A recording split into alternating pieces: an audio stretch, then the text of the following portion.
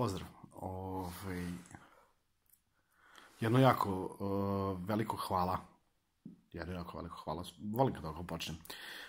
Možda sam trebao napisati ove otprilike puškice što sam htio da kažem, ali ne volim to izveštačeno i ne volim ništa da radim izveštačeno i na silu. Zato možda neću zvučati previše povezano, ali trudit ću se da budem što kraći i što konkretniji. Hoću da se zahvalim ljudima koji su me u poslednjih par dana zapratili. Vi ste razlog zašto sam odlučio da ponovo snimam za YouTube. Prestao sam pre par godina kada je zbog mog bloga donešena odluka da dobijem ban od Google na monetizaciju i sve ostalo. To kad sam krenuo da zarađujem nešto od toga. I iskreno rečeno to me prilično pogodilo. I naravno ne može tu Bog zna šta da se zaradi, ali sam išao sa tom nekom logikom ajde nešto kapne pa okej. Umeđu vremenu prošlo je dosta godina, uspeo sam da da dobijem feedback zaista fantastičan na ostalim društvenim mrežama, prevashodno na Facebooku koji sam napustio pre nekog vremena jer me zaista smorio i prebacio sam se na Instagram.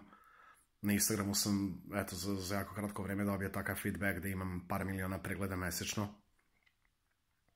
Ali kad već mogu, hoću da iskoristim i YouTube, jer zaista smatram da imam puno toga da kažem i smatram da treba da postoji ovako nešto, jer ideja mi je bila upravo da otvoreno pričam o nekim stvarima koje su tabu teme i dalje na ovom Balkanu, nebitno da li je u pitanju Srbija, Hrvatska, Makedonija, Bosna, ali generalno na ovom Balkanu kakav je, takav je, pogotovo stvari vezane za ljude kao što sam ja, ljude sa hendikepom.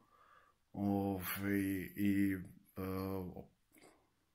pokušat ću da podelim neko svoje iskustvo odrastanja u ovom okruženju u onim 90-ima, koje su bile takve kakve su bile i uopšte nisu bile pogodne za odrastanje bilo koga, kamoli deteta koje ne hoda. I tako da mogu zaista da shvatim neću snimati ponovo.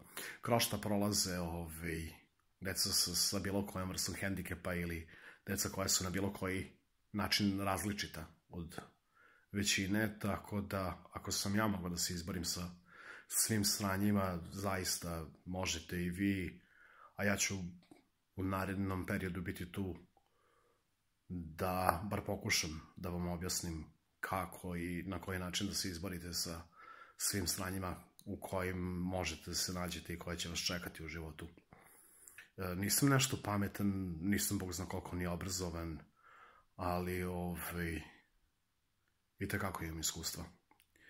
Tako da zaista veliko hvala svima i vidjet ćemo se u narednom periodu. To je to za sada od mene. Hvala vam.